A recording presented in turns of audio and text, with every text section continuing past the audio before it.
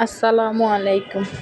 আজকে আমি রান্না করব ২ রকমের মাছ দিয়ে একসাথে ঝোল রান্না করব। আমি হচ্ছে একটা হচ্ছে রুই মাছ আর একটা পোয়া মাছ। আগে হচ্ছে রুই মাছটা একটু ভেজে নিচ্ছি।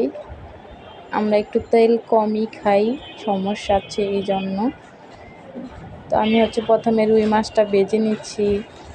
আপনারা হচ্ছে ২ রকমের মাছ দিয়ে ঝোল রান্না করতে পারবেন। আমাদের এখানে হচ্ছে এই জিনিসটা খুব ভালো খায়। ২ প্রকারের মাছ একসাথে ঝোল রান্না করে।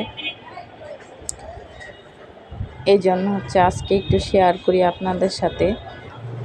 আমি এই মাছটা ভাজা শেষ হয়ে গেলে এখন পোয়া মাছটা ভেজে নিচ্ছি। আজকে ছোট পোয়া একসাথে দিয়ে রান্না করব। তারপরে আমি যেহেতু মাছের ঝোল করব, টমেটো সব ধরনের মশলাটা কষিয়ে নিচ্ছি।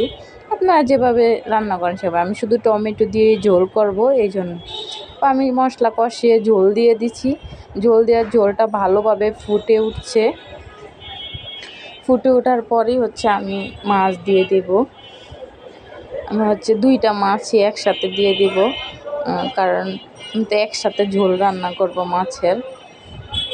2টা মাছ একসাথে দিয়ে ওই 5 মিনিটের মতো ভালোভাবে জাল করে নেওয়ার পরেই হচ্ছে আমি ধনেপাতা দিয়েই মাছ রান্না হয়ে যাবে। উপর দিয়ে ধনেপাতা ছিটিয়ে দিয়ে মাছ রান্না হয়ে গেল। আলহামদুলিল্লাহ, অনেক মজা হয়েছিল। আপনারাও বাসায় এইভাবে ট্রাই করে দেখতে পারেন, কারণ এভাবে অনেক মজা লাগে খেতে। আসসালামু আলাইকুম, ভালো থাকবেন।